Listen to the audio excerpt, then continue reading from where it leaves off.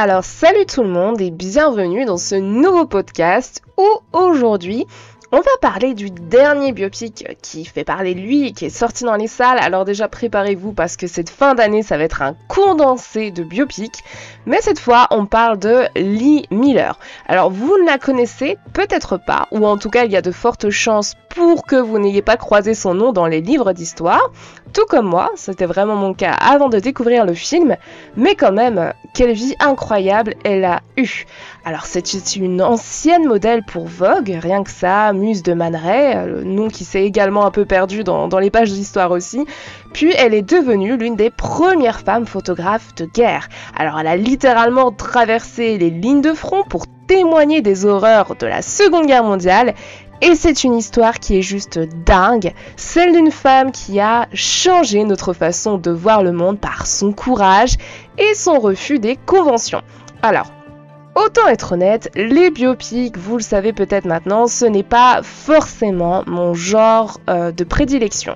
J'ai toujours un peu ce sentiment qu'ils sont nécessairement, obligatoirement par l'exercice qui demande ça, réducteur, forcément un peu biaisé, et c'est vraiment difficile tout simplement de capter toute une vie en 2 heures, et finalement le mieux qu'on puisse faire c'est d'essayer de capturer une essence, un état d'esprit, mais ça reste souvent quand même malheureusement limité.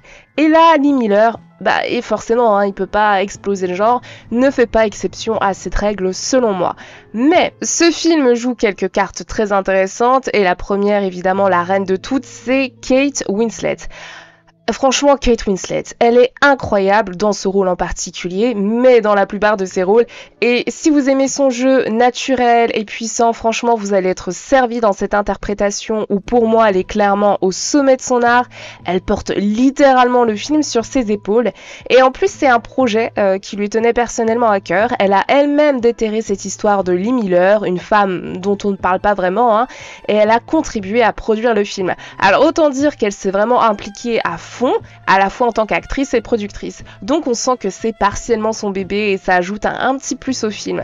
Et puis bon, il faut le dire, l'époque à elle seule est clairement une des plus fascinantes qui soit. La Seconde Guerre mondiale, les conflits, les horreurs de la guerre, le film nous permet d'être comme un œil témoin de cette grande histoire avec un H majuscule à travers les clichés de Lee Miller. Et visuellement d'ailleurs, c'est vraiment beau. La photographie est soignée, immersive et on est plongé dans l'époque. Les décors sont vraiment chouettes et si vous aimez les films qui respectent tout simplement la trame historique, parce que ça, même pour les films d'histoire ou les films historiques, c'est pas si fréquent, vous allez apprécier cet aspect-là dans Lee Miller parce que c'est vraiment fidèle.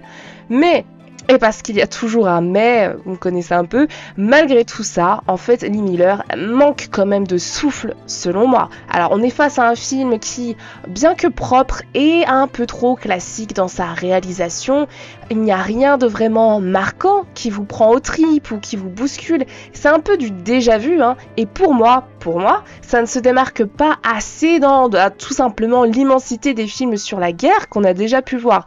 Alors, c'est dommage car on sent qu'il y avait vraiment matière à faire quelque chose d'encore plus fort et de vraiment incroyable. Donc en fin de compte, c'est un bon film. C'est pas non plus un chef-d'œuvre par contre. Il est beau, intéressant et surtout il est porté par la performance exceptionnelle de Kate Winslet. Et si vous êtes curieux de découvrir une personnalité aussi fascinante que Lee Miller, ça vaut vraiment le coup d'œil. Mais ne vous attendez pas non plus à être totalement bouleversé par le rythme ou la réalisation comme on peut le prétendre dans la musique dans la bande-annonce qui a un peu de tire-larme. Alors c'est un biopic vraiment sympa qui vaut surtout pour l'actrice et l'histoire incroyable qu'il y a derrière et que le film raconte. Alors voilà, j'espère que cette critique vous a donné envie d'aller découvrir Lee Miller. N'hésitez pas à me dire en commentaire si vous l'avez vu et ce que vous en avez pensé. Quant à moi, je vous retrouve très vite pour un nouveau podcast. En attendant, prenez soin de vous.